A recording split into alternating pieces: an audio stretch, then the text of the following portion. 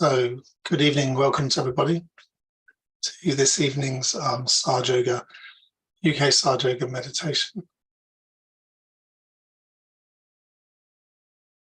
So you can start, as we often do, we do Namaskar to Shri Mataji, and we can raise Kundalini and put on the bandhan.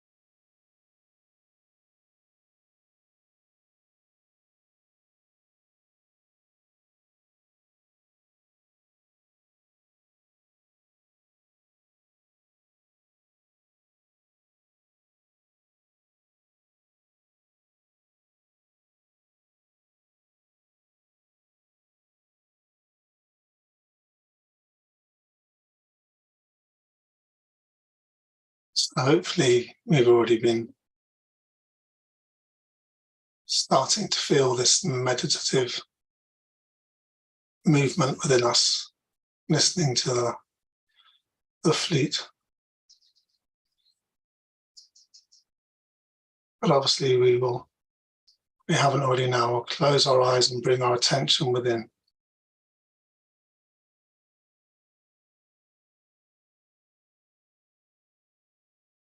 Take a few deep breaths and just relax.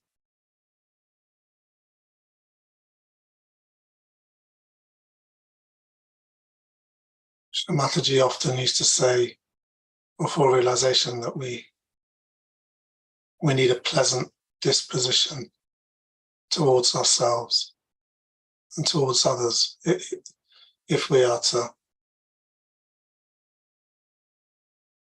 enter into this sahasrara, into meditation. So we just take a minute just to relax, to let go of anything we've been dealing with today, anything we have in our life that we're trying to sort out. Just for now, we're going to put it down, just leave it.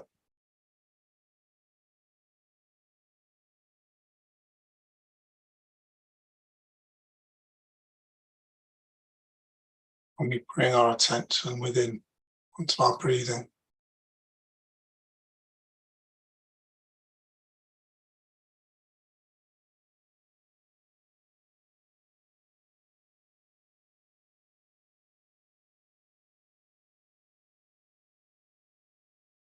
Let ourselves relax.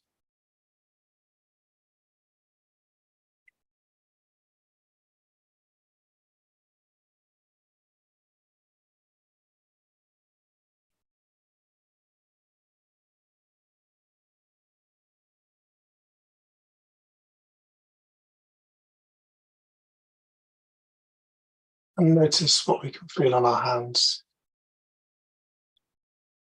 If we can feel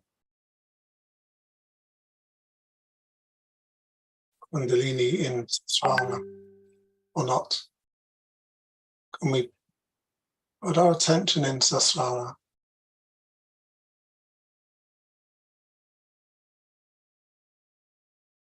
And can we feel that silence and the thoughtlessness?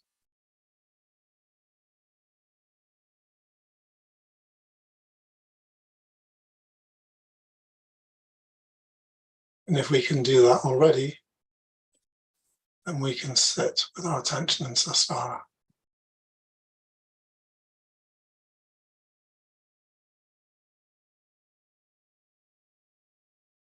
So this is our destination. Sometimes when we sit down to meditate, this destination is easily available. And other times we have to maybe travel a little way to get there.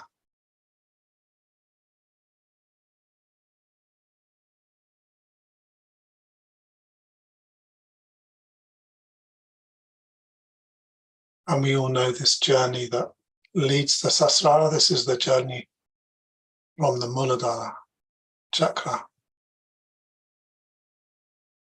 from the abode of Sri Ganesh at the base of the spine.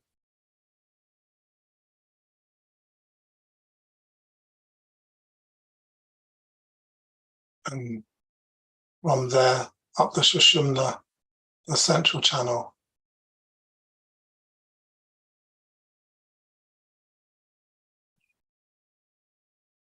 through all the various chakras along the way.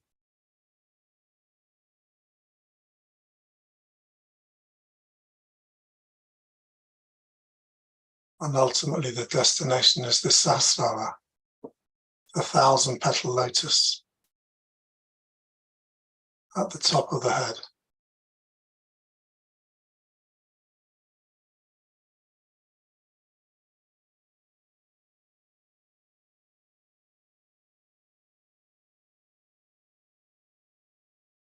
So if we just start, we're saying a mantra to Sri Ganesh. As we know, Sri Ganesha, he who is worshipped first.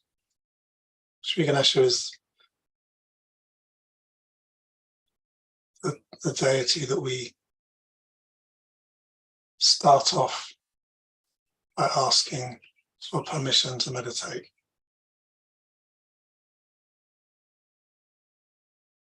And to remove the obstacles on this journey. So if we put our right hand on the floor, left hand on our lap, and we'll just say the mantra to Sri Ganesha one time. Om Tvameva Sakshat Sri Ganesha Sakshat Sri Adi Shakti Mataji Shri Nirmala Devi Namo Namaha.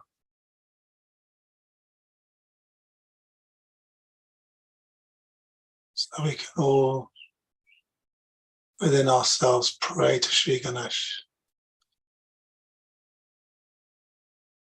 to remove all the obstacles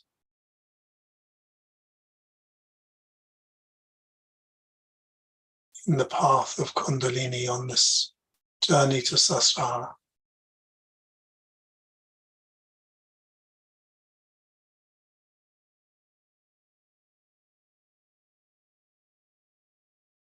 And that he cleared the way for us, for our attention, for the Mother Kundalini to rise.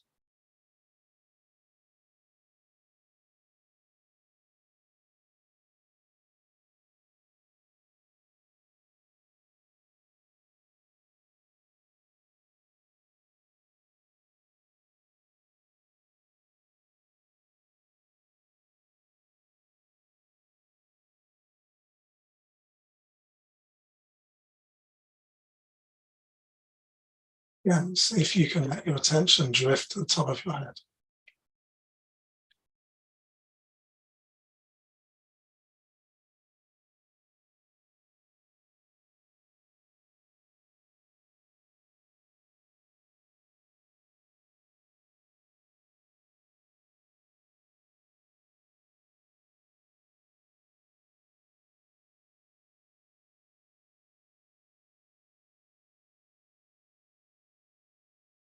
And put our right hand on our left heart, where the Atma resides within us, the spirit. The seat of Sri Shiva within us.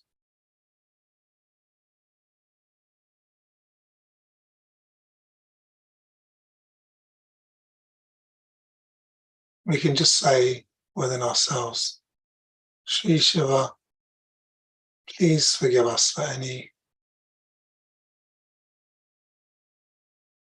mistakes, any thing we have done against our spirit.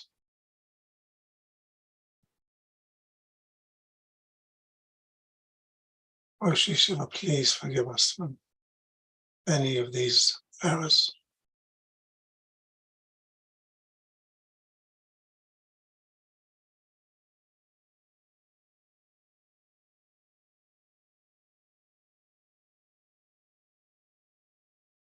We humbly ask that our attention be drawn by Sri Kundalini into the Sahasrara.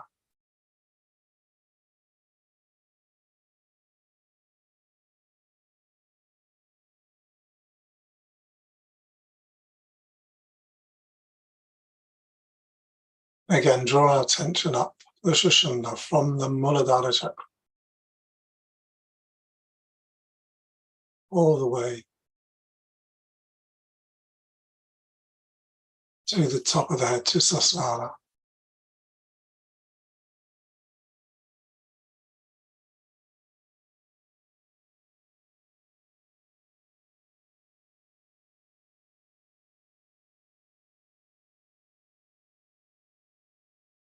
And with our breathing, we can, when we've breathed all the way in, we can just hold our breath.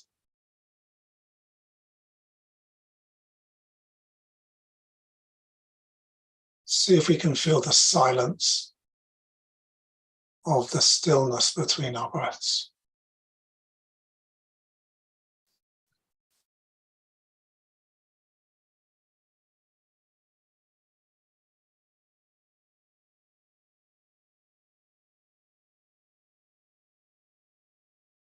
And in this silence, see if we can find this thoughtlessness.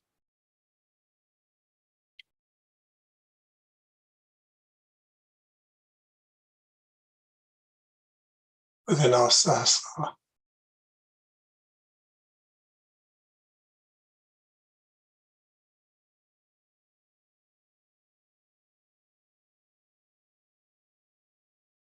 Let your attention drift up. It's a curious thing, meditation, that we all sit to meditate, and yet it's something we have to let happen.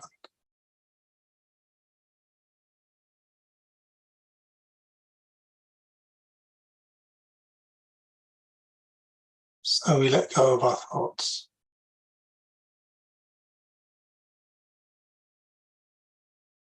Our desires and our plans.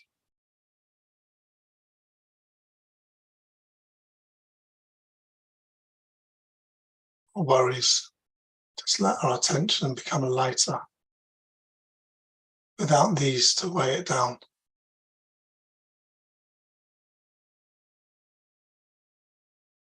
Bring our attention into the Sahasrara.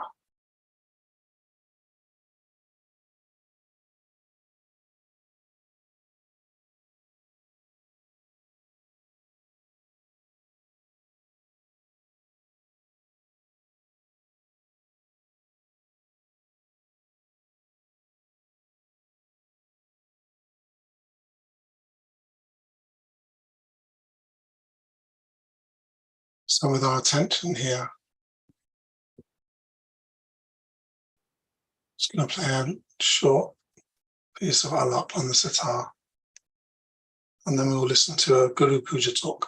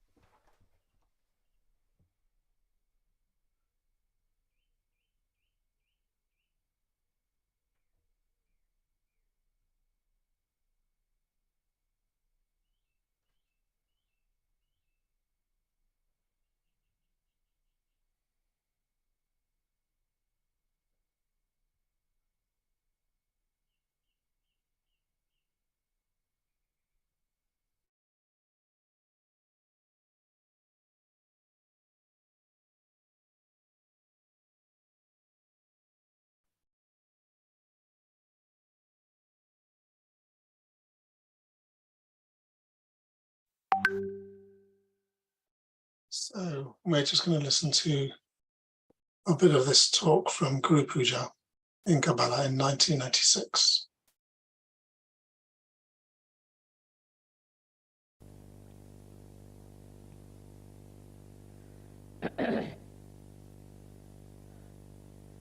Today we have gathered here to do Guru Puja.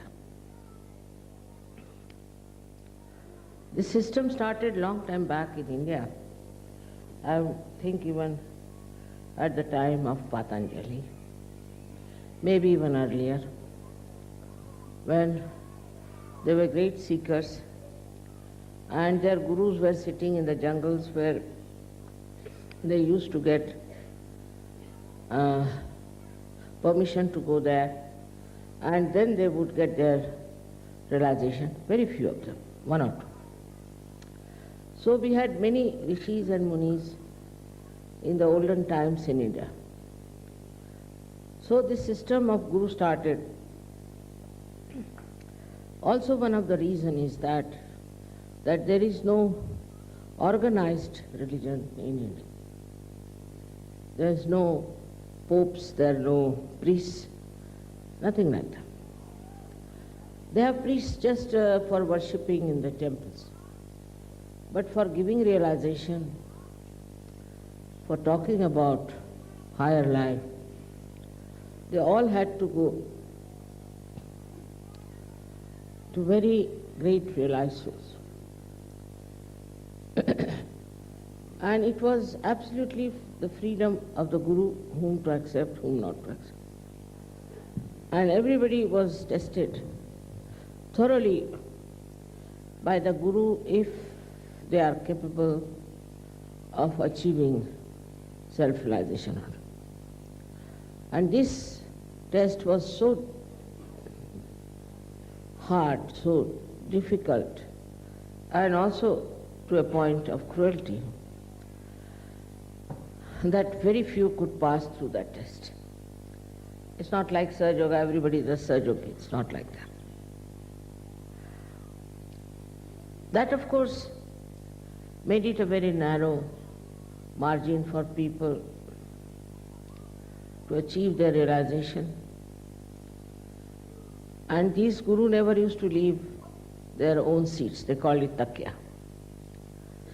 They would be there in their own place. All those who would like to go to him could come.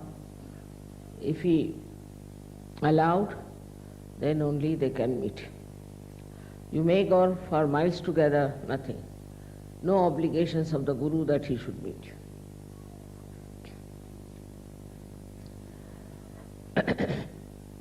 Perhaps they didn't feel that love and compassion for the seekers. They didn't understand that these seekers are ardently seeking the truth and they should not suffer. That may be the reason they were not so much concerned. All the time they were testing their disciples. Even Ramadas, who was the Guru of Shivaji, was testing even Shivaji for so many times, though he was a born realized. So to get this Guru Pada, to position of a Guru, after that they had to work very, very hard to achieve a state of a saint. But in SYUK that is not the case, as you know. I just thought if people get their realization, they'll see for themselves what's wrong with them. They will introspect themselves and will try to correct themselves. It is true for many, many people, but some of them still are lingering behind and are going on and on and on, thinking that they are SYUKis, they have achieved a lot, they are something very special. So this delusion is all the time is creating this problem. This delusion makes them very narrow-minded, selfish, self-centered, and people can't believe how can they be Sahaja-yogis. So the first and foremost thing we have to know that this Sahaja Yoga has worked out because Param Chaitanya is transmitting compassion. It never did before. Never had that kind of an attitude, which it is there because I am a mother. And this compassion has worked it this way that you all have got your realization, you have achieved a state which we can call as a self-realized souls. But still, because you got it so easily, cheaply, I think still we don't realize what we have got. Still we do not practice meditation, introspection and dedication. Some are very much there, but mostly we are just living in the idea that we have already achieved. So the first thing we should introspect, are we concerned about ourselves? All the time do we think that we are suffering, we have this problem, that problem, or this should be done, that should be done. If the attention is on that all the time you are worried about yourself, then you cannot break. You cannot break through this shell of your being, which is under the domination of your mental selfishness or self-centeredness. Even self-centeredness is absolutely against your growth. There are many people who come, I have seen even to Kabela, I know they have to suffer a lot because they think it's a very open space where they have to live and they must make all arrangements to make themselves comfortable. Such people have to grow still much more. For a saint, any place has to be heavenly. You must have seen me enjoying everything. I can live anywhere, I can sleep anywhere. I have no demands of any kind. But if you are worried about your body comforts, your body troubles, then still you are at a body level, which you have to transcend. Worried about how you look, how you dress up, what sort of things you have to wear. All this makes you yet not a good surgeon.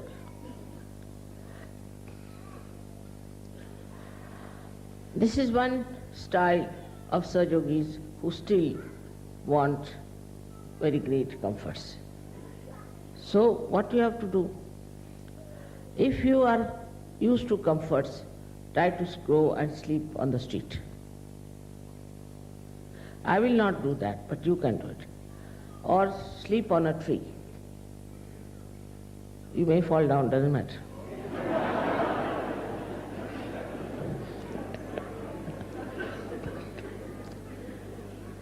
Do all kinds of things that are necessary to punish your body to understand that you are not bound with this comfort of the body. This is one of the greatest things one has to see, that you are not bound by your body. It's all right if you have comfort, well and good. If you don't have, well and good. For a Sahaja Yogi, it is very important that he should be able to live like a saint. Not necessarily that you should become a sannyasi, but from inside, your body should be such that you can dominate your body. How can you not sleep anywhere? Why can you not sleep anywhere? Then also that they want to have a very comfortable arrangements about bathrooms, this, that. All these ideas are there because you are very self-conscious, but not super-consciousness is not there. You want to have everything first class. And anybody who tries to interfere with that kind of a thing, you don't like it. I can understand a person who is very old, he cannot manage things. He has to have a certain amount of body comfort. But even young people these days are extremely comfort-oriented. That is not for surgery. Of course, I have seen people in the West are better off in this matter. Because when they go to India, they told me they like ST buses better than comfortable buses. So I said, why? Because mother, you can jump in the bus nicely with all the luggage.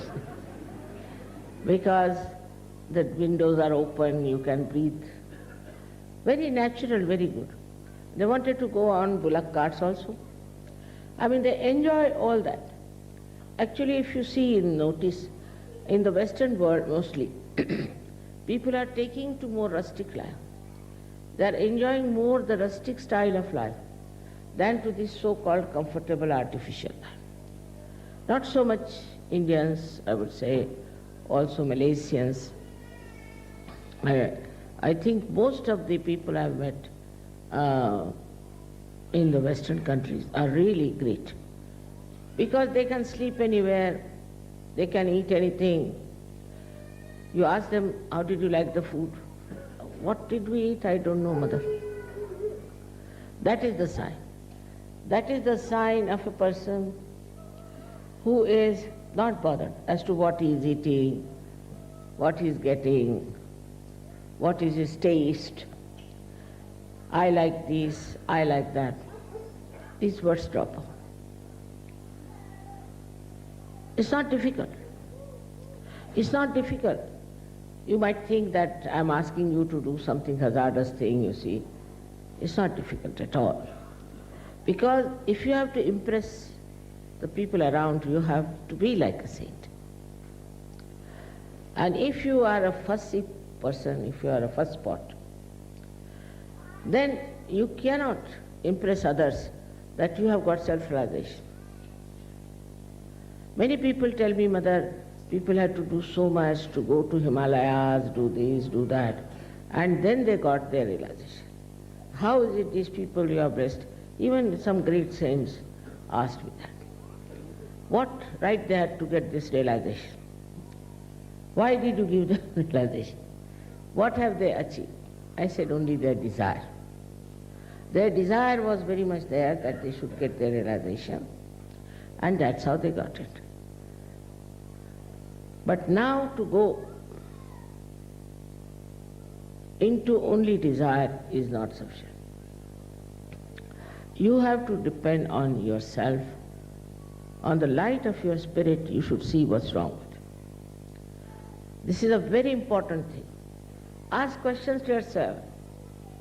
Why do I want this? Why do I need this? What is the purpose? Because as you have seen, all the rest of the world is mad. Call it mad. Because they are running after stupid things. They are wanting things which have no meaning to spirituality. So spirituality itself should be self-satisfied. If you are spiritually endowed, then you are self-satisfied. And this self-satisfaction within you will lead you to that ocean of joy about which I have been telling you and all the scriptures have described. For Sahaja Yogis, the word we use is Nirananda. Nirananda means a joyous state where nothing is needed. Joy itself is joy. You are enjoying only joy. Nothing is needed to make you happy. You are happy because of joy that you have in the nirvana, the state. If you go and see how these saints lived, you will be amazed. How they managed their life, you will be very much amazed. How many days they used to fast without food, never bothered. They never thought it was fasting. They just used to think we have no food, so no, don't. Of course, you don't have to go through, you have got your realization. So now you have a power to achieve this mastery. Now you have this power. The another thing I have noticed about Satyogis, some of them have grudges about others. Sajoga is the blessings of love, blessings of compassion. There is no place for any kind of hatred or any kind of revenge or anger among Sajogis. If you have that, you must conquer it. It's a good chance. If you find somebody who is very hot-tempered, who is very angry type, go and make friends with that person. Just see if you can carry on with that person or not. If there's a first spot, also make friends with such a first spot. And see that you achieve that peace which will keep you above all kinds of hatred, all kinds of temper, which is a very bad thing. But some Sahajogis lose their temper very fast. I would say they cannot be Sahajogis, because if you have no control over your anger, then how are you powerful of compassion and love? But you don't even have to control it, just there. Once you have it for that state, then you just watch and see. In the olden days, the saints, mostly, used to be very much angry type people. They couldn't bear the stupidity of the world. And they used to be very, very angry type, and they used to run away from it. I know of a saint, Nityanand Swami, who always lived on the tree. And anybody tried to come near him, he used to throw stones at him. Couldn't bear people who were all heated up and coming to him. But you don't need that. You have a way of achieving love and affection of the people who seem to be very, very troublesome and grudging type, or maybe some people who are very aggressive. This is not a difficult task if you try a little bit the other way round. Mostly people, when they find somebody who is a very hot-tempered person, they run away from them. We don't want to have anything to do.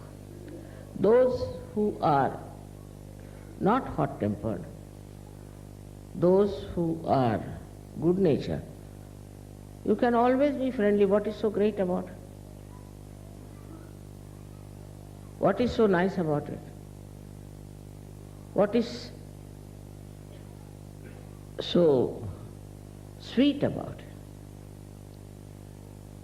But how you speak to the person, how you talk to that person, how you manage that person, your love will definitely melt him down, because he is a Sahajogi. I am not saying for non-Sahajogis. Sahajogis as they are. You have to be extremely compassionate and affectionate and love.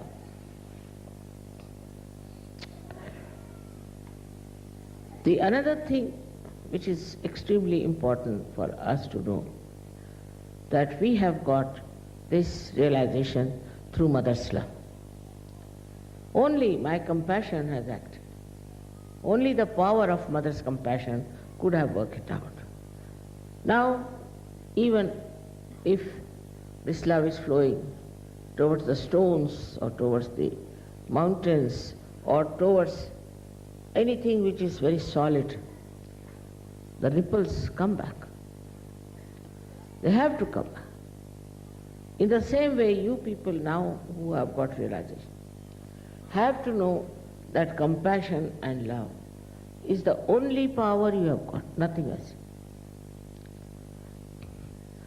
If you love yourself, you care for yourself, you care for your family, and care for your children, then you haven't achieved much. You are only worried about yourself, because that's your limited area where you move. But if you can break that and find out places where you have to express your love, you can. As they say, the water finds its own level.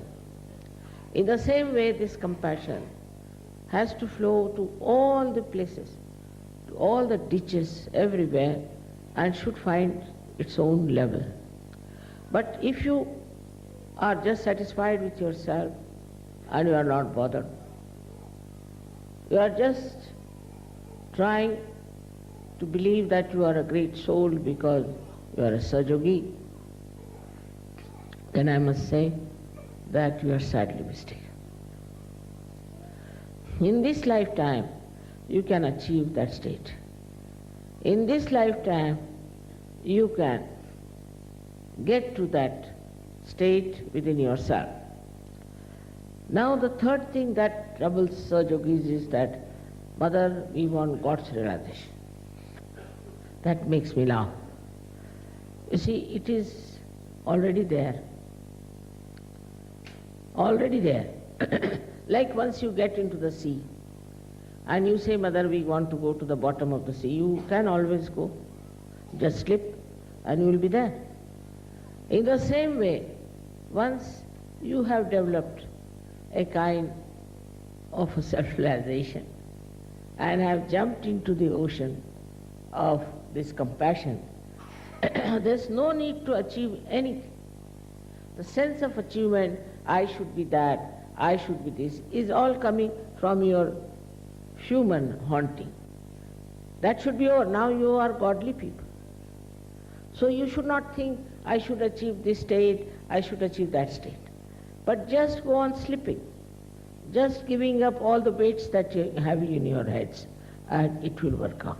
This is what I have been saying to you, that you have to dissolve itself into the compassion. Also, there are still some very people who want to be in the front. Especially Indians will all sit together in front. I've seen like that. They have no right. They have no right to sit in front. Nobody has right to sit in front or to seek a place. They should sit wherever they get seat to sit down with complete satisfaction. Whether you sit in front or at that corner, even in the darkness, you can get my vibrations. You can get everything. So, to be prominent, to sit someplace where you are prominent is not necessary. What is it in a prominence? What do you get? To be lost into the crowds, to be lost into the ocean of love is the main thing.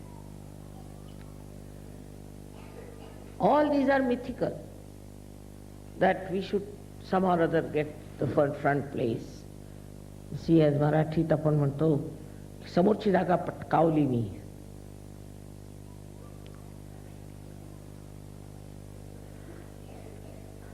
Means I have managed to get the front seat. Front will be the back, and back will be the front.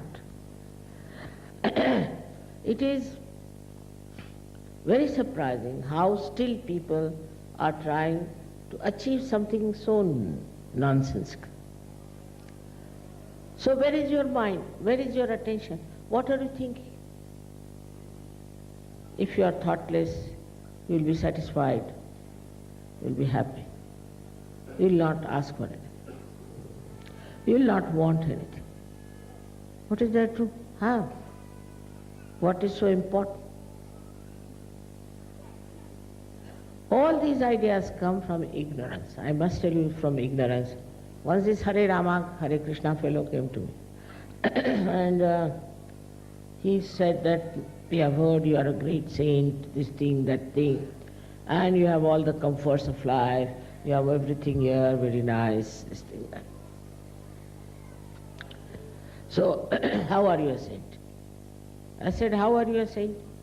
I have given up my family, I have given up my cars, I have given up my house, I have given up my children. I said, one more thing you have given up. He said, what? Your brains.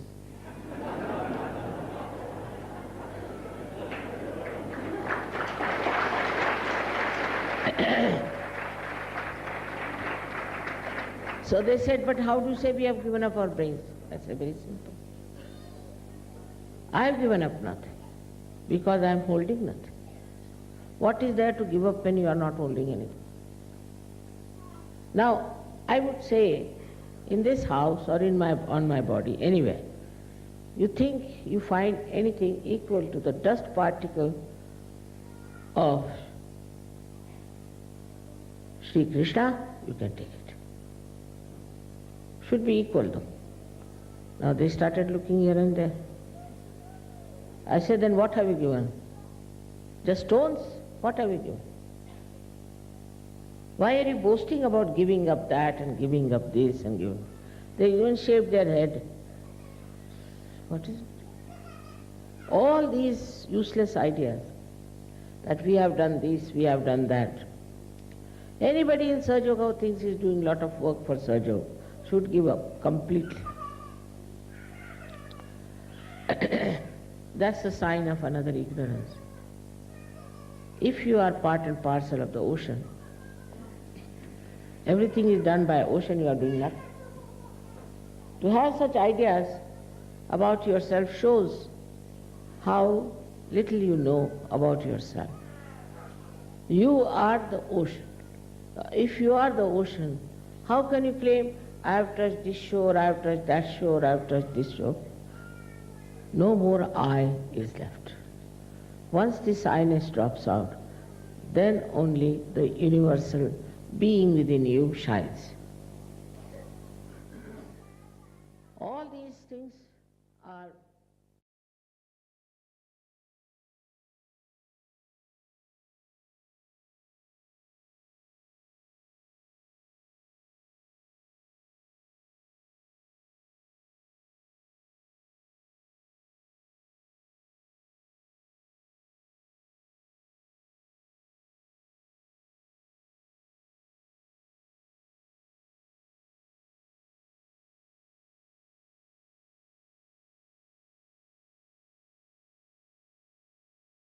So, as our final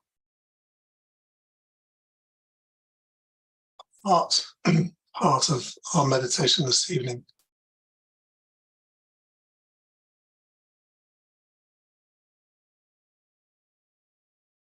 we can finish with our attention in Sasvara from our heart. We can, all of us, thank Shri Mataji for giving us our realization, this capacity to dissolve our attention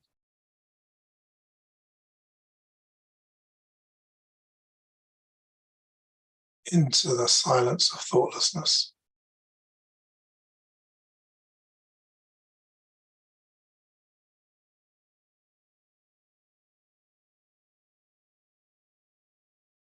So we can all in our own way, we can just, from our hearts, just thank Shri Mataji for those things that we have learnt from her and have gained from her.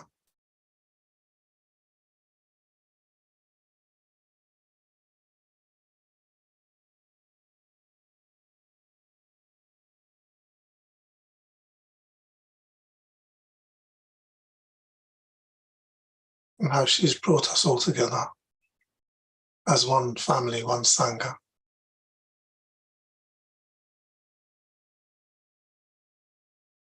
Mataji, we thank you for all of these things.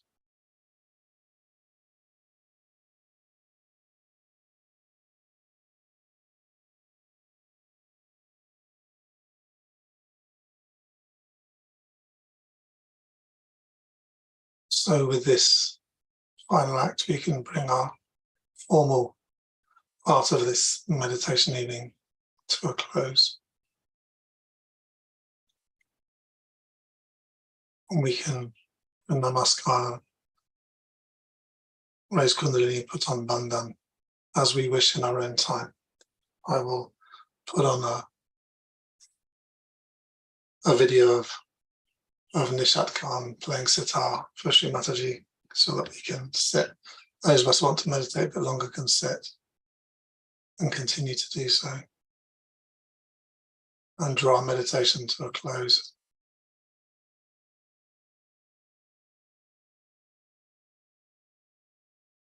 As we feel the wish to do so.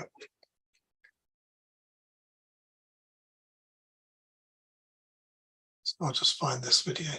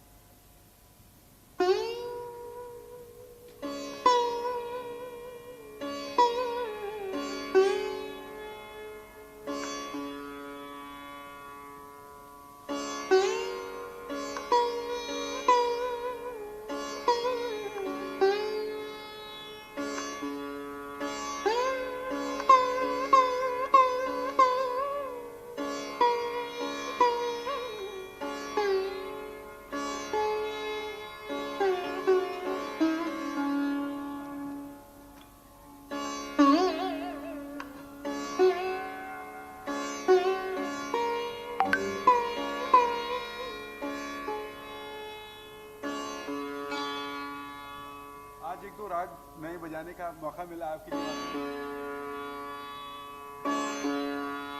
गावती बजा रहा हूँ।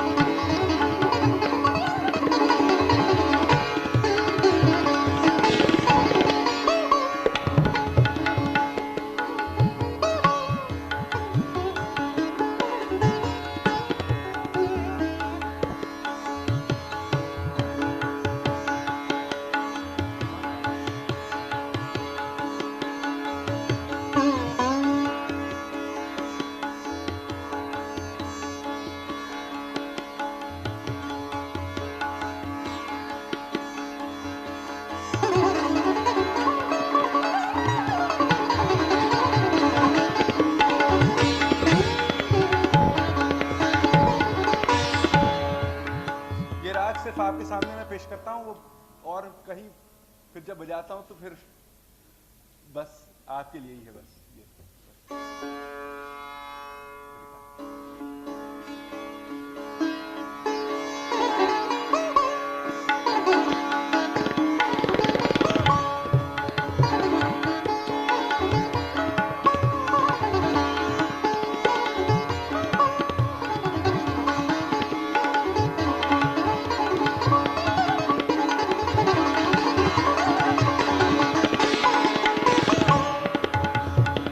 चार सुरों का राग है ये, सितार के लिए बड़ा मुश्किल है। सा रे मा गा सा रे मा गा सा, तो गाना तो वैसे ही पड़ता है, हर बार अगर सारे मामा धा जाए तो फिर मजा ही क्या है।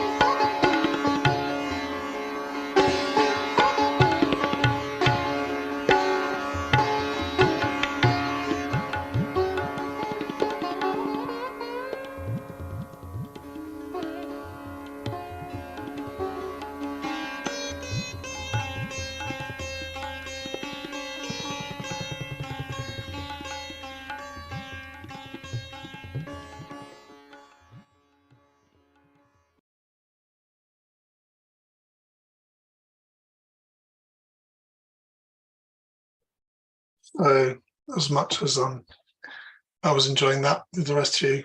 It's probably time for us to finish our meditation together. So thank you for joining. Hope you enjoyed, and look forward to seeing you all again another time.